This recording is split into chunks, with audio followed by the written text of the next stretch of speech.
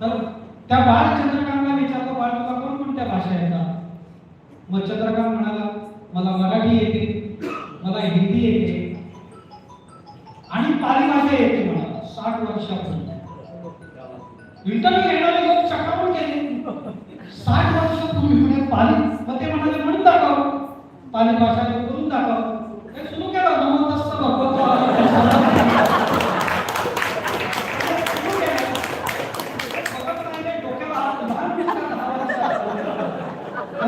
सुरू केलं आणि त्याचं ऍडमिशन कन्फर्म झालं. आणि पाली भाषा म्हणजे त्यावेळेला धर्मांतर झाल्याच्या नंतर धर्मांतराची मुवमेंट 4-5 वर्षानंतर किती खोलवर बसली होती याचं हे उत्कृष्ट उदाहरण आहे. या उदाहरणावरून मी तुम्हाला आज सांगतो की आता सेन्सस येईल. सेन्ससच्या वेळेला तुम्हाला विचार